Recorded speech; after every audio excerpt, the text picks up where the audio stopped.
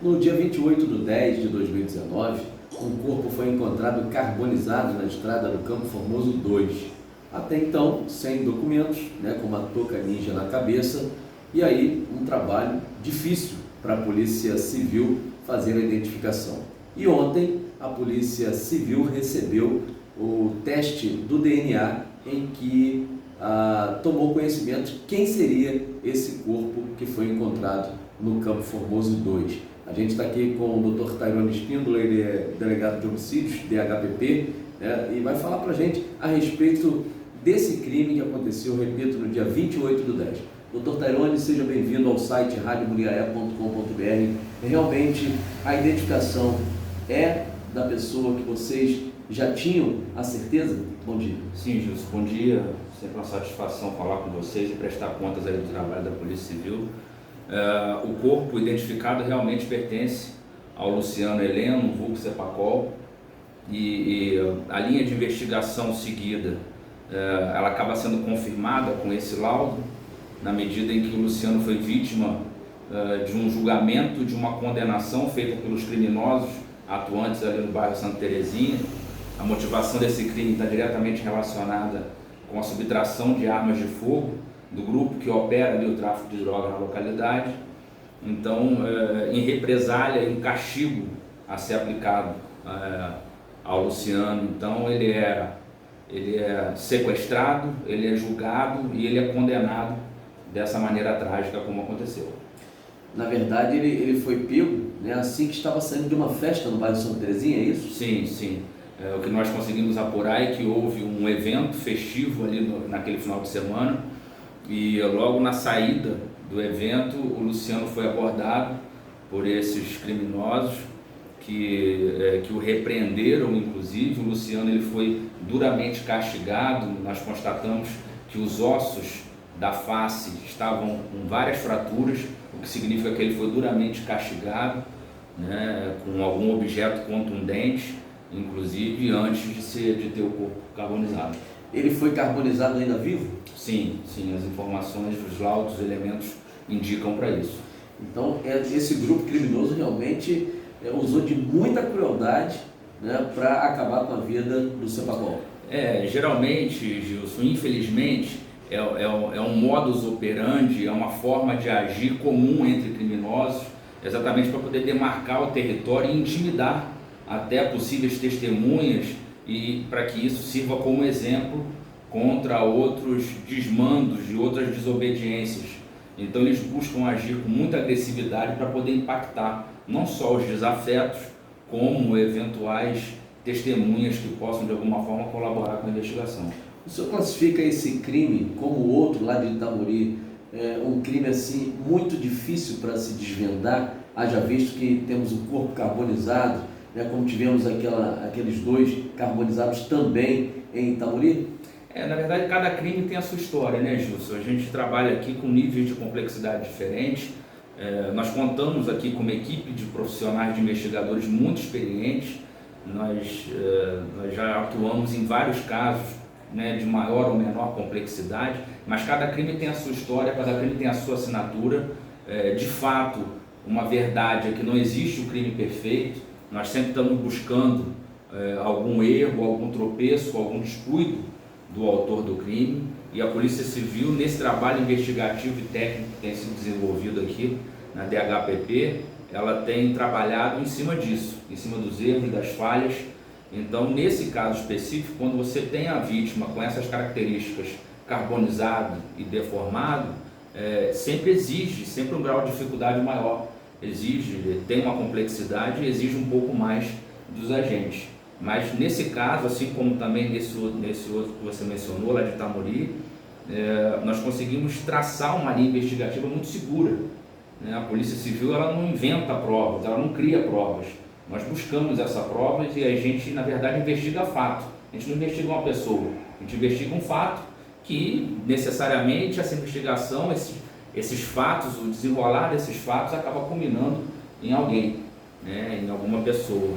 Mas em cima desse trabalho, em cima desse rastro que é deixado, a gente tem conseguido, graças a Deus, caminhar muito bem, levando para a justiça elementos muito contundentes, muito robustos, contra esse tipo de prática aqui em Mulher. Esse caso do Cepacol, quantas pessoas foram presas? Nós temos 5 indivíduos presos hoje que respondem por esse crime. Já foram formalmente denunciados, né, pelo Ministério Público e certamente serão levados aí a júri popular por conta desse caso específico. No dia do crime, investigadores estiveram no local dos fatos e acreditavam até na época que não seria apenas uma pessoa, até mesmo pelo porte físico do Cepacol. É uma pessoa de estatura bem avançada e ali, na verdade, a execução foi mais de uma pessoa? Foi confirmado isso? Eles confessaram isso para o senhor? Não, na verdade não houve confissão dos acusados. As características do crime, seria humanamente impossível que uma única pessoa fizesse tudo aquilo. Você tem a vítima sendo transportada até aquele local. Nós identificamos que o principal suspeito, né, que seria o líder ali da criminalidade no bairro Santa Terezinha, ele não dirige veículo, ele não tem habilitação, ele não sabe pilotar veículos, então necessariamente ele teria que ter alguém conduzindo esse veículo para ele, um motorista, que levou esse corpo até o local. Então só aí nós falamos de 2 pessoas e para fazer todo aquele trabalho de embalamento do corpo, né, usando aquela técnica do micro-ondas, nós necessariamente precisamos ali de mais de uma pessoa. Então a dinâmica necessariamente conduz para esse raciocínio lógico de que ele não atuou sozinho. Na verdade, o corpo já foi sepultado ou ele teve que esperar esse DNA chegar? Sim, não, teve que aguardar necessariamente, porque, como eu falei anteriormente, muito embora se trate de uma confirmação, porque nós já tínhamos a convicção de que seria o Luciano, é uma burocracia, é uma formalidade necessária. Então, a partir de hoje, esse corpo vai estar sendo liberado para a família, para que finalmente possa enterrar seu ente querido. Antes do DNA, ele foi reconhecido pela própria família? Também através de algumas poucas características que eram possível ainda de ser visto, que a carbonização ela foi parcial e não total. Então, através de algumas características físicas também foi possível a gente chegar a essa identificação. Doutor Tairone, a gente gostaria mesmo de agradecer aqui a sua participação. A gente sabe da sua garra com sua equipe, da força de vontade, né? A gente sabe do trabalho sério que vem sendo desenvolvido pela DHPP, que é a Delegacia de Homicídios. Já estamos aí com 5 homicídios esse ano, 5 homicídios, a maioria deles já desvendados, a linha já investigativa já pronta, e a gente sabe que a gente não pode dar muitos detalhes, até mesmo para não atrapalhar as investigações da Polícia Civil. Mas todos estão bem adiantados? Sim, Gilson. O inquérito policial, a investigação policial, ela tem como premissa básica o sigilo.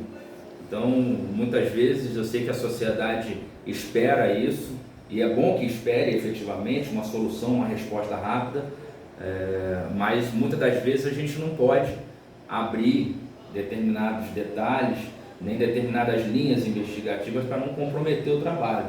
Então é importante que toda investigação tenha o seu tempo certo de maturação, para que a gente possa deflagrar o que a gente chama de fase ostensiva, que é quando a gente efetivamente sai à rua para poder capturar um suspeito ou cumprir algum outro tipo de diligência. É importante aguardar o momento exato para que isso seja feito, para que a gente não comprometa o restante da investigação.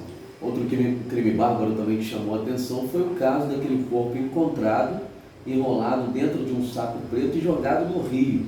A gente, como eu disse, não podemos dar muitos detalhes devido às investigações. Mas o senhor já tem uma linha de investigação para esse crime? Se é que o senhor pode falar para a gente. Temos algumas linhas, não é apenas uma linha de investigação. Existe uma série de diligências em curso, em andamento, e a gente só vai poder definir a linha principal quando tudo isso tiver chegado, documentado especificamente. Então a gente está trabalhando com algumas hipóteses. A gente já sabe que a vítima ela não tinha inimizades gritantes ou significativas ou tão agressivas a ponto de inimigos que pudessem levar à prática desse tipo de crime. Então nós estamos trabalhando com algumas hipóteses, mas também nesse caso a DHPP certamente num prazo razoável e nós vamos apresentar um resultado concreto. Não estou dizendo que é esse caso, né, desse corpo encontrado no Rio, mas esse ano, dos 5 homicídios, a maioria seria passional. Uma coisa típica, doutor, isso? Na verdade, quando a gente fala desse crime, o crime passional, propriamente dito, é aquele crime motivado pela paixão, né? A gente tem um caso clássico do marido traído, né? Então, desses outros os casos em geral, o que a gente tem percebido em Muriaé é que a motivação está sempre relacionada com algum motivo fútil. Existe uma desproporção entre o que a suposta vítima fez ao agressor e a resposta que esse agressor empreende, então ceifando a vida da vítima. Esse é o motivo fútil, né? Algumas vezes são relacionamentos que não deram certo, e aí o mero fato daquela mulher que é livre no seu corpo, na sua vontade, se relacionar com uma outra pessoa, já seria sentença de morte para essa outra pessoa. Porque o ex não aceita. Exatamente. A gente ainda, infelizmente, vive nesse ambiente machista, onde o homem trata a mulher como um objeto. Então ele não aceita ser trocado por um aquele outro. Detalhe assim, quando se ele for minha, não vai ser exatamente. Quando ele também deveria seguir a vida e procurar outra pessoa para ser feliz, todo mundo tem direito disso. Mas a gente ainda percebe esses resquícios dessa sociedade machista nesse tipo de evento.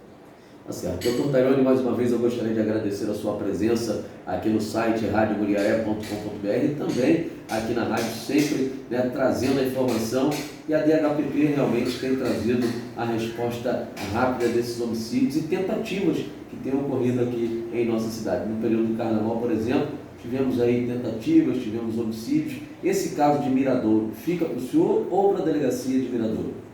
Na verdade, nós ainda estamos identificando, tecnicamente, nós não podemos sequer falar o local exato onde essa execução foi praticada, onde esse crime foi praticado. O corpo foi encontrado já na circunscrição de Muriaé, então, portanto, o crime pode ter sido praticado, né, no território, na comarca de Muriaé, como também na comarca de Miradouro. Isso ainda está sendo objeto de apuração. Mais uma vez, muito obrigado pela sua participação aqui no site, doutor. Fico à disposição. Conversamos